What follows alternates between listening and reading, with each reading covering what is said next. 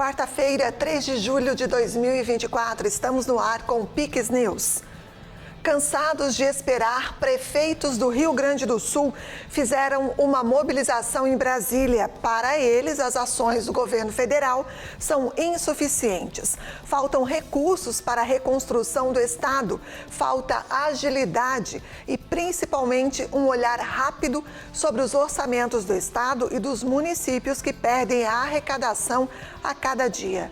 Os detalhes direto da capital federal na edição de hoje do Piques News.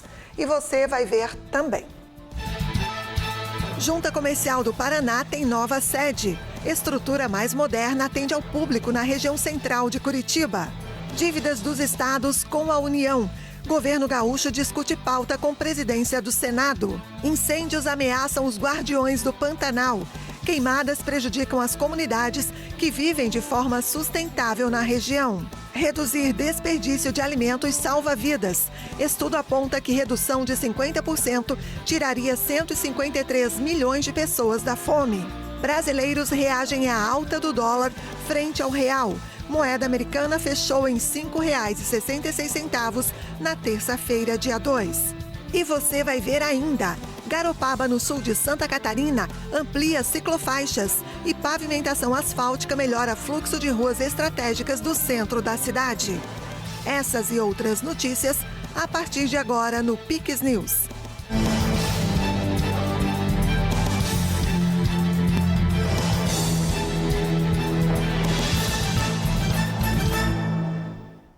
Seja muito bem-vindo, bem-vinda ao Piques News desta quarta-feira. Agora começamos falando sobre o governador do Rio Grande do Sul, Eduardo Leite, que está em Brasília. Em reunião com a presidência do Senado, ele discutiu a proposta do Senado para reduzir o impacto da dívida dos estados com a União. A proposta sugere a possibilidade de eliminar os juros reais atualmente aplicados às parcelas da dívida, que são de 4% acrescidos do coeficiente de atualização monetária, que é baseado na trajetória do Índice Nacional de Preços ao Consumidor Amplo, IPCA, e da taxa Selic desde 2013. A intenção seria implantar redutores nesse percentual, mediante a federalização de ativos dos estados, condicionando investimentos em educação e infraestrutura e ainda destinando parte dos valores à composição de fundo de investimento repartido entre todos os estados da federação. Segundo Eduardo Leite, da forma como a dívida é cobrada atualmente, está inviabilizando os estados financeiramente. Pode chegar a 15% da receita corrente líquida do estado consumida pelo pagamento da dívida. Isso significa mais do que o estado gasta em saúde, por exemplo, sendo consumido no pagamento da dívida. E no caso do Rio Grande do Sul, nós estamos falando de um estado que está numa região que não tem o que outras regiões têm no Brasil, como fundo constitucional que turbina empréstimos ao setor privado. Não temos royalties, não temos, no caso do Rio Grande do Sul, incentivos específicos como Zona Franca ou incentivo automotivo para a produção de veículos, como outras regiões têm. O nosso estado não só não tem incentivos específicos, como ainda tem parte do seu orçamento consumido no pagamento da dívida junto à União.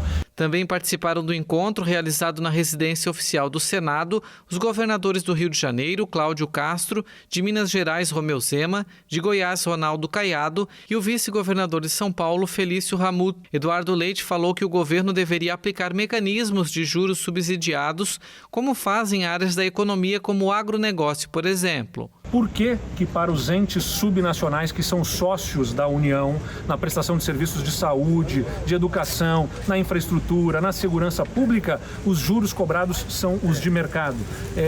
Para mim, muito claro que a gente vai precisar avançar na redução mais substancial desses juros que são aplicados às dívidas dos estados junto à União, para poder abrir espaço no orçamento para que a gente atenda a população, os brasileiros, né, para quem o governo federal trabalha, e que vivem em cada um dos estados. Os brasileiros que vivem no Rio Grande do Sul, no meu caso, precisam ser atendidos de forma digna em tantos serviços e o Estado está com dificuldades por conta do que a dívida vai consumindo no nosso orçamento. Prefeitos e prefeitas gaúchos fizeram hoje uma mobilização em Brasília. Ao final do ato, o governador Eduardo Leite falou à imprensa.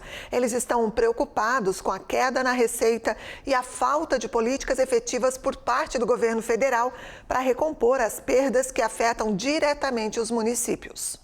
Falei com os ministros, conversei com o presidente da República, vejo sensibilidade, vejo disposição, vejo diálogo, mas está faltando a decisão. Está faltando a decisão que é urgente, é para já. O Rio Grande do Sul precisa para já, porque quem já está em dificuldade, em apuros pela falta da arrecadação, precisa urgentemente. E quem ainda tem como se socorrer, está com o freio de mão puxado no desembolso das suas despesas, porque não sabe se vai ter a reposição da receita ou não. Então, mesmo que tenha alguma coisa para gastar imediatamente, se precavendo se não vier a reposição das receitas, deixa de fazer coisas que poderiam estar sendo feitas, de contratação de mais maquinário, obras ou desapropriações de terrenos para transformar em habitação e tantas outras despesas que os municípios estão tendo. Ajudem a construir aqui em Brasília a reposição das receitas para que nós possamos suportar esse momento difícil lá. E quero externar publicamente aqui aos prefeitos e prefeitas a minha admiração e meu respeito a cada um deles, que tem sido valentes, valorosos, diante das suas dificuldades, prefeitos e prefeitas que se elegeram numa pandemia e que estão concluindo seus mandatos numa enchente, numa calamidade, num desastre tremendo como esse. São corajosos, são valentes, não faltam aos seus povos, às suas comunidades. E por isso, em homenagem a esta coragem, é que a gente clama a partir do governo central que ofereça este apoio, porque não dá para o governo central ficar sempre tentando tutelar os entes subnacionais. Olha, eu dou o recurso, mas tem que apresentar o plano, tem que apresentar o projeto, tem que mostrar como é que tem que mostrar como é que faz, passa o recurso para quem foi eleito lá na ponta pela comunidade para resolver imediatamente os problemas. É isso que nós clamamos. O governo federal começa a testar um novo sistema nacional de emissão de alerta de desastres naturais. 2 cidades paranaenses vão participar dos testes. Morretes e União da Vitória vão participar do teste que ocorre no dia 20 de julho. A tecnologia Cell Broadcast, como é chamada, permite que celulares recebam as mensagens independente da adesão. O objetivo do projeto, coordenado pelo governo federal, é alertar moradores de áreas que estejam na iminência de serem atingidas por grandes eventos climáticos, como chuvas, vendavais e deslizamentos, e ajudar a população dos municípios a se prepararem adequadamente. Todos os celulares, independente de cadastro ou não, que estiverem dentro dessa área do polígono, vão receber uma mensagem, um alerta acerca daquele evento que está a acontecer naquela região. Então, é um sistema que já é utilizado em vários países do mundo e que visa o quê? Nós tenhamos a população, naquele momento, receba a informação o mais rápido possível e possa se proteger contra esses eventos desastrosos. A principal diferença do novo sistema para os alertas que as defesas civis já enviam, como SMS, WhatsApp e Telegram, é que além de não ser necessário efetuar a inscrição prévia, a mensagem de alerta aparecerá na tela do celular como pop-up e obrigará o usuário a interagir com o aviso. Um alerta sonoro também acompanha a mensagem. Ele é diferente de uma ligação e busca garantir que a pessoa tome conhecimento sobre o alerta, independente do celular estar no modo silencioso ou não. Então, foram escolhidos 2 municípios no estado do Paraná, municípios que já têm características de desastres, de eventos, que possuem defesas civis estruturadas em condições também de dar uma resposta, que uma emissão de alerta não é simplesmente o alerta, nós precisamos preparar a população com relação a como proceder, o que fazer em face a receber esse alerta. E nós temos definidos para o estado do Paraná o município de Morretes, no litoral, que é uma área que já foi bastante atingida, afetada por vários desastres, e também o município de União da Vitória, que também é uma outra grande área de risco que nós temos no estado e que já fazemos um trabalho de prevenção, mas queremos melhorar e vamos melhorar. A Junta Comercial do Paraná inaugurou nova sede no centro de Curitiba. Com uma estrutura mais moderna e adequada para atendimento ao público, o espaço está localizado em um ponto estratégico na região central da capital paranaense e foi entregue justamente no dia em que o órgão completou 132 anos de existência. A Junta Comercial tem batido recordes de velocidade na abertura de empresa. Hoje, em 8 horas, nós abrimos empresa e estamos lutando muito com as prefeituras, porque é na vigilância sanitária municipal que ainda temos esse tempo de 8 horas. Vamos trabalhar com muita força para que possamos abrir empresas online e de imediato com esse esforço de tratar com a prefeitura. A sede própria é uma grande conquista para a Junta Comercial. Há anos que nós tentamos alcançar isso e eu agora posso, como presidente do Conselho da Junta, entregar este benefício para todos os seus usuários. O novo prédio onde funcionava a Fundação Sanepar foi comprado em novembro de 2023 por pouco mais de 10 milhões de reais com recursos próprios da instituição. O local funcionará como sede administrativa e também para eventuais atendimentos aos clientes. Hoje a Jusepar conta com praticamente todos os serviços disponíveis de forma eletrônica, como a abertura de empresas. Nós precisamos adequar a Junta Comercial aos nossos funcionários, a necessidade dos nossos funcionários e a necessidade de atender melhor os nossos empresários. Com uma estrutura melhor, você consegue oferecer um serviço melhor a todos aqueles que fazem uso dos nossos serviços diariamente. Então essa é a nossa ideia, é trabalhar cada vez mais e melhor para o nosso empreendedor paranaense. A antiga sede não comportava mais o crescimento da instituição, que atende os procedimentos relacionados à abertura de empresas de todo o estado. Uma alegria imensa estar aqui, num prédio novo, melhor, antigo, mas totalmente reformado e em condições de acomodar toda a estrutura da Junta Comercial do Paraná, a nossa junta, que é a segunda junta em movimento desse país. Só perdemos para São Paulo. E isso mostra mais uma vez o crescimento do nosso estado, a estrutura do nosso estado e uma das juntas mais eficientes desse país. Isso significa, mais uma vez, a estrutura que nós temos aqui dentro e mostrando que o estado está digitalizando e está fazendo isso tudo com estrutura mais rápida, mais eficiente, para fazer com que o nosso empresário e aqueles que vêm para o Paraná tenham condições realmente de ter uma estrutura à altura do estado do Paraná. Os incêndios no Pantanal ameaçam os modos de vida dos guardiões do bioma. Comunidades que vivem de forma sustentável na região são prejudicadas pelas queimadas que colocam em risco o sustento dos ribeirinhos. Às margens do Rio Paraguai, uma comunidade tradicional na zona rural de Ladário, no Mato Grosso do Sul, escapou por pouco dos incêndios que, desde meados de junho, castigam o Pantanal. Mas a sequência de queimadas ameaça os modos de vida dos guardiões do bioma. A 7 quilômetros de Corumbá, 28 famílias sobrevivem da exploração sustentável dos recursos naturais na área de proteção ambiental Bahia Negra, que guarda as cicatrizes dos incêndios que afetaram a região há 2 semanas e reavivaram a lembrança do fogo que queimou mais de 50% da área há 4 anos. Sim, o fogo ele pegou toda essa parte, essa área aqui, né, fica de frente da nossa comunidade. Então toda essa área aqui do outro lado aqui, do rio aqui, vocês podem ver, né, que foi atingido pelas chamas. E o vento estava a favor, então a todo momento o fogo era mais intensivo, né? A APA é a primeira unidade de conservação de uso sustentável do Pantanal, maior planície inundável do mundo, rica em biodiversidade e onde a preservação ambiental se associa à sobrevivência dos ribeirinhos. No Pantanal, ao sul da Amazônia, as queimadas que as autoridades atribuem à ação humana bateram um recorde, com 3.538 focos entre janeiro e junho deste ano. No mês passado, um enorme incêndio devastou a ilha do Bracinho, em frente à Bahia Negra. Com isso, o próprio sustento dos ribeirinhos fica comprometido. Seca é bem abaixo do nível rio, né? Essa época era para estar bem cheio. Movimento de barco, turista, era para ter bastante, né? Nessa época. Até o morador da beira do rio tem pouco agora.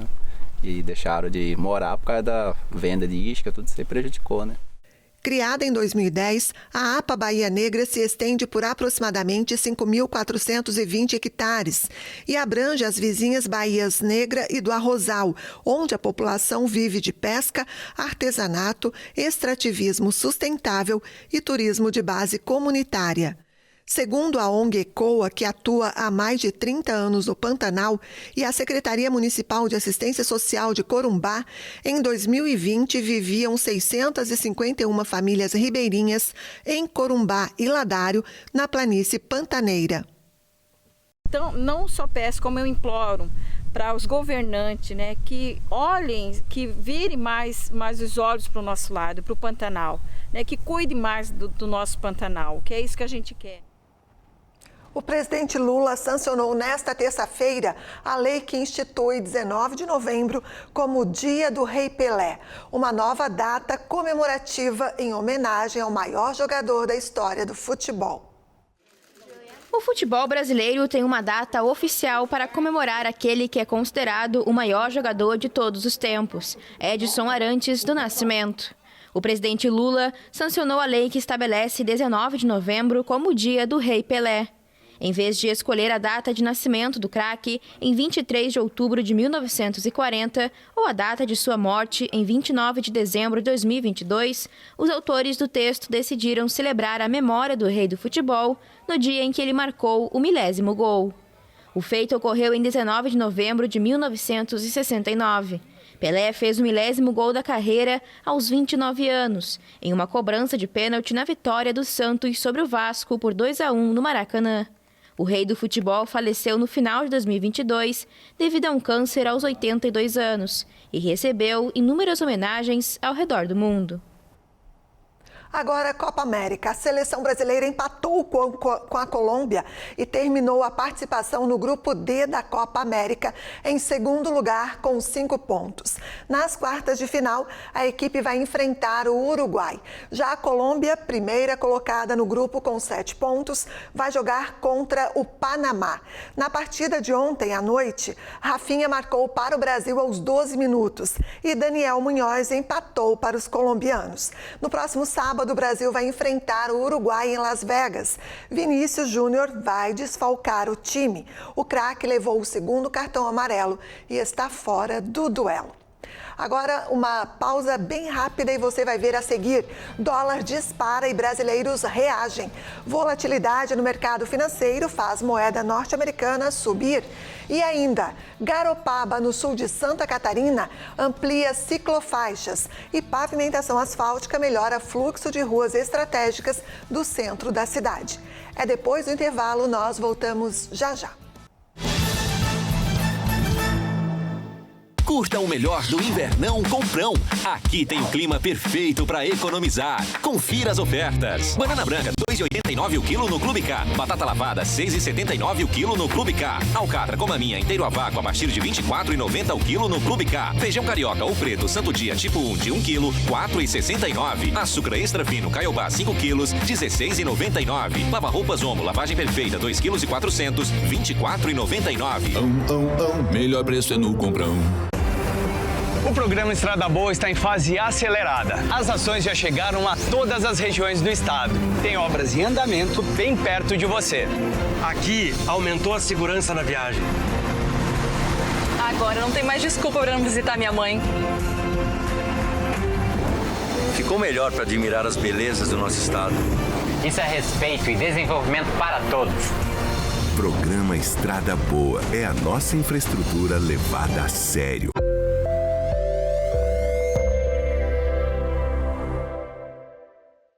O Guins é especialista em vestir o seu lar com conforto, qualidade e tecnologia. Persianas motorizadas Unilux, cortinas sob medida e toldos que oferecem proteção visual e térmica, além de uma variedade de mobiliários, itens de casa e decoração. Visite-nos. A Viva Flor Garden Center é uma empresa especializada em plantas ornamentais, exóticas e frutíferas. Também temos serviço de paisagismo e execução, com uma equipe especializada para oferecer o melhor para o seu jardim. Venha nos conhecer. Atenção todas as unidades, veículo prata arrumado. Fazemos parte da segurança pública de Santa Catarina. uma força preparada com tecnologia, armamentos, viaturas, equipamentos de última geração e o treinamento necessário para responder de forma rápida e eficaz a tudo aquilo que possa ser uma ameaça aos catarinenses. Fazer parte dessa equipe e proteger a população me enche de orgulho todos os dias. Por isso, Santa Catarina é o estado mais seguro do Brasil. Estamos de volta agora às 8h21. Os brasileiros reagiram ao novo recorde atingido pelo dólar. A moeda americana fechou em R$ 5,66 nesta terça-feira, depois de superar R$ 5,70 durante o dia. A alta do dólar preocupa os brasileiros. O mercado reagiu mais uma vez a críticas do presidente Luiz Inácio Lula da Silva ao presidente do Banco Central, Roberto Campos Neto. Em entrevista a uma rádio na Bahia, Lula disse que tomaria providências em relação à alta recente do dólar diante do real, mas não detalhou as medidas para evitar alertar os adversários. Depois, o ministro da Fazenda, Fernando Haddad, negou que o governo pretende reduzir o imposto sobre operações financeiras para segurar a alta do dólar. A alta do dólar é um grande problema porque dizem que ela está diretamente ligada aos comentários do nosso presidente, né? Cada vez que ele começa a expor as ideias dele e achar que ele tem que controlar o Banco Central, dá uma disparada no dólar. Consome de feira, que os mais humildes, as pessoas com menos renda consomem, que é coisa de feira e mercadinho pequeno, fica muito alto o transporte. Eu acho que a população vai sofrer muito com isso. O dólar comercial encerrou a terça-feira vendido a R$ 5,665, com pequena alta de 0,22%. Mas a cotação acelerou bastante durante a sessão, chegando a R$ 5,701 na máxima do dia durante a tarde. Nas horas finais de negociação, desacelerou influenciado pelo clima favorável no mercado externo e por investidores que venderam dólares para embolsarem lucros. A moeda norte-americana continua no maior nível desde 10 de janeiro de 2022, quando tinha fechado a R$ 5,67. Em 2024, a divisa acumula alta de 16,8%. Agora, destaques internacionais. A maioria dos passageiros do voo da Air Europa, que precisou fazer um pouso de emergência em Natal, no Rio Grande do Norte, após sofrer fortes turbulências, chegou a Montevidéu. 6 passageiros continuam hospitalizados. As pessoas berravam e caíam umas sobre as outras. Romina Apai é uma das mais de 300 pessoas que sofreram com as fortes turbulências esta semana em um avião da Air Europa. O voo, que fazia a rota Madrid-Montevidéu, teve que ser desviado para o aeroporto de Natal, no Rio Grande do Norte. Quando baixa, obviamente, todos os corpos que estávamos em cinto pegamos no techo ou onde estávamos. Quando o avião baixou, obviamente todas as pessoas que estavam sem cinto bateram no teto. O avião estava em queda, nossos corpos subiram. Eu estava dormindo e não sabia se estava sonhando ou acordada no momento do impacto. Todos fomos lançados e quando o avião se estabilizou novamente, as pessoas caíram. Teve gente que caiu muito mal, que ficou muito cortada ou com fraturas. Pelo que entendi, entre 20 e 30 pessoas tiveram fraturas na clavícula, nos braços, nas pernas. O meu companheiro, que estava sentado ao lado, voou e foi parar acima do bagageiro, onde ficam as malas, na parte superior. O teto ficou pela metade, como se fosse destacável. Eu estava procurando por ele no chão e ele gritou comigo que estava lá em cima. Como é desmontável, pegou e quedou arriba encastrado. Eu lo buscava no piso e me gritava que estava arriba. A Air Europa confirmou que 303 passageiros do voo afetados pela turbulência chegaram à capital uruguaia na manhã desta terça-feira em um avião enviado pela companhia aérea. Uma pessoa preferiu regressar para a Espanha e 6 permanecem internadas em hospital de Natal. Um comandante militar do Hezbollah morreu nesta quarta-feira em uma explosão israelense contra um veículo no sul do Líbano. O Hezbollah enfrenta há meses as forças israelenses na fronteira com Israel para apoiar o aliado Hamas na guerra contra o exército israelense na faixa de Gaza. Este é o segundo comandante do Hezbollah a morrer em menos de um mês. Em 11 de junho, Taleb Sami Abdallah Abdallah, que também era comandante de um dos 3 setores no sul do Líbano, morreu em um bombardeio em Juiaia, a cerca de 15 quilômetros da fronteira israelense, que deixou outros 3 mortos. O ministro da Defesa de Israel, Yoav Gallant, afirmou que o exército vai realizar qualquer ação necessária no Líbano. A intensificação das trocas de disparos entre o exército israelense e o Hezbollah em junho e as ameaças feitas pelos 2 lados geram temores de uma guerra generalizada. O furacão Beryl enfraqueceu e foi rebaixado para a categoria 4, enquanto se desloca para a Jamaica após causar estragos e mortes no Caribe. O furacão Beryl deixou pelo menos 7 mortos na passagem pelo Caribe. De acordo com relatórios das autoridades da região, o fenômeno causou 3 mortes em Granada, 1 em São Vicente e Granadinas e 3 na Venezuela. Em seguida, o furacão enfraqueceu ligeiramente e foi rebaixado para a categoria 4, a segunda mais alta, enquanto se desloca para a Jamaica. O Centro Nacional de Furacões dos Estados Unidos, o NHC, espera que Beryl perca força ao chegar perto da costa jamaicana, mas alertou que vai atingir a ilha com ventos potencialmente fatais, ondas ciclônicas, chuvas e inundações repentinas. O NHC também previu ondas ciclônicas ao longo das costas sul de Porto Rico e da Ilha Espanhola, onde estão República Dominicana e Haiti. Em outras partes do Caribe, o estrago já está feito.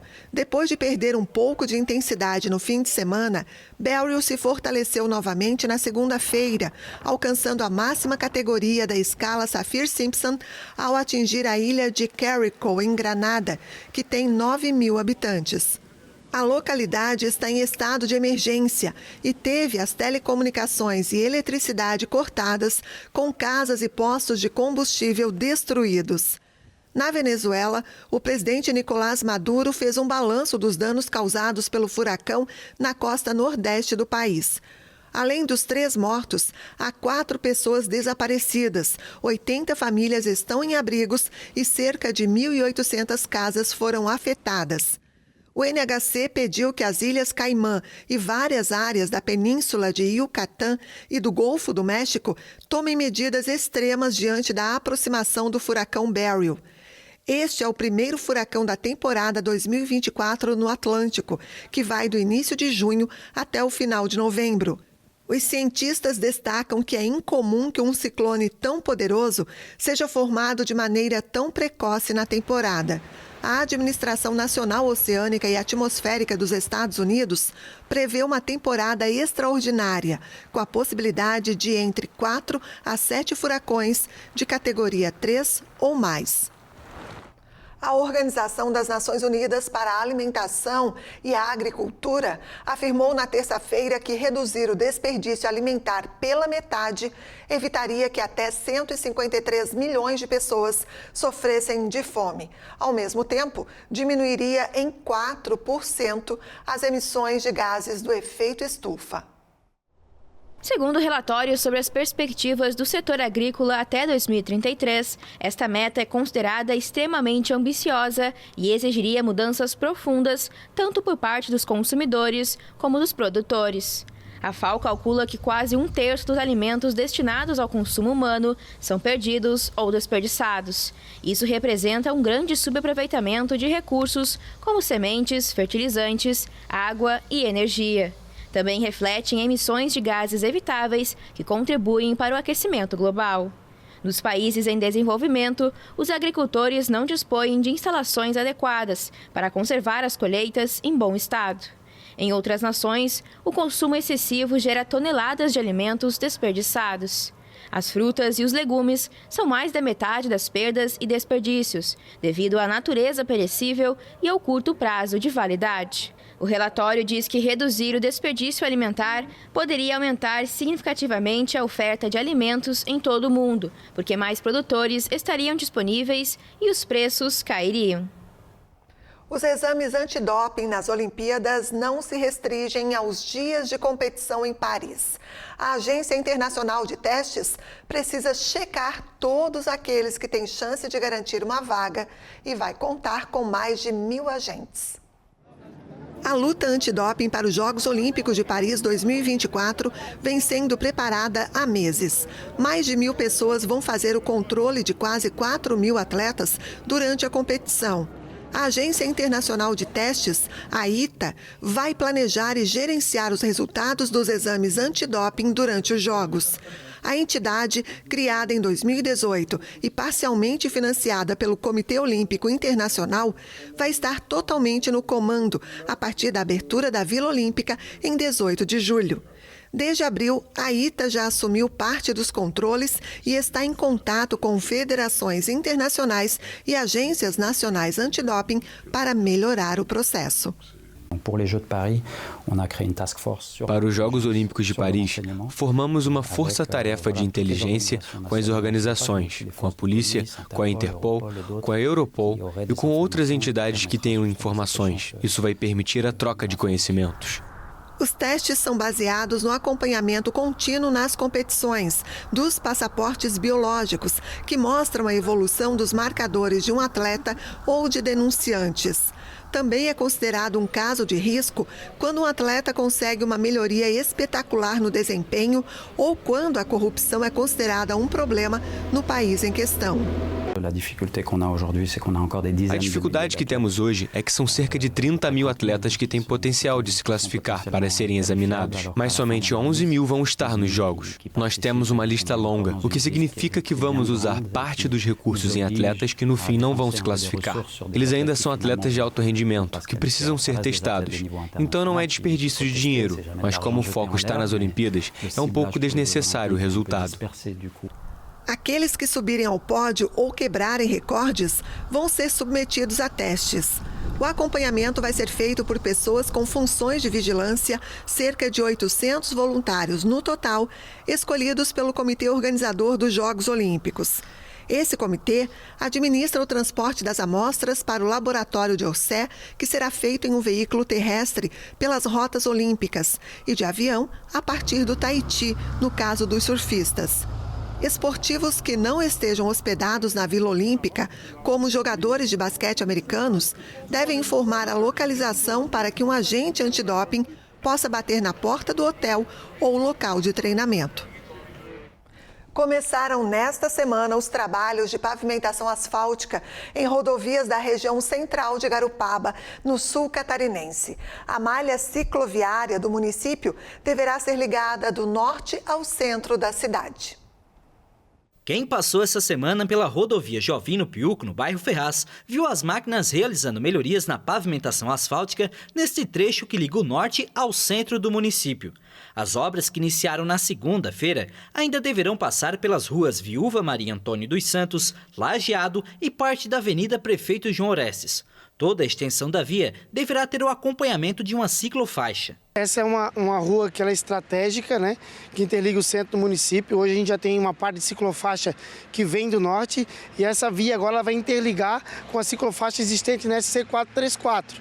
Então essa é a ideia de mobilidade urbana, que traz uma segurança maior para os ciclistas e pedestres. O objetivo é fazer a ligação de toda a malha cicloviária da cidade, do norte ao sul. Por isso, as obras terminam na Rua Lajeado, fazendo a conexão também com a João Orestes de Araújo. Para que toda essa faixa exclusiva para os ciclistas tenha essa conexão, essa aqui já existente deverá mudar de lado, fazendo também a ligação com a rodovia SC 434. Esse trabalho ele pega do Siriú, que pertence a Garopaba, e vem interligando em Areias de Macacu, vai passar pelo bairro Ferraz, vai interligar na Rua Lajeado e vai pegar a SC 434. A ideia é que depois a Rua Lajeado se interligue na ciclofaixa da Rua do Ambrósio, na Nicolau Manuel de Abreu, para que essa ciclofaixa se converse e a gente comece a ter aquela ideia que as ciclofaixas se conversem e não fiquem isoladas em vários bairros. Além de melhorar a mobilidade da cidade, as novas faixas também devem trazer mais segurança aos ciclistas, que hoje dividem o espaço com os automóveis. Com certeza, é um trecho que é bem utilizado. Na outra rua de lá é muito movimentada. Essa rua aqui já tem mais quebra-mola, facilita para o ciclista, né? Além de substituir os trechos que tinham lajotas, a pavimentação também deve resolver os problemas de buracos existentes na rodovia Jovino Piuco após a passagem de tubulações de esgoto feito pela Casan anos atrás. Importante destacar que a Casan, essa obra aqui, ela tem um convênio junto com a Casan. A Casan também está passando um repasse financeiro, né? Essa obra é feita com dinheiro da Casan e com de emendas parlamentares de deputados federais. E o que acontece? A Casan passou aqui uma melhoria de rede de água. Então a gente já fez tudo antes, antes dessa melhoria de asfaltamento. Então tudo que já poderia ter sido feito em melhoria foi feito antes da via. Para nós aqui é muito bom esse asfalto novo aí, porque o asfalto aqui já está ficando meio prejudicado, né? Que eles fizeram o asfalto e depois fizeram um encanamento aqui por baixo. Aí isso aí ficou muito feio o asfalto aqui. Agora, como vamos botar um asfalto novo, vai ficar muito bom. Com investimento de mais de 6 milhões de reais, a previsão é que as obras sejam entregues ao final do segundo semestre deste ano. Essa edição do Piques News fica por aqui. Mais notícias no nosso site e também nas nossas redes sociais. Você fica na sequência com a série Lost. Muito obrigada pela companhia e a gente se encontra amanhã. Até lá. Pix TV é conteúdo todo dia.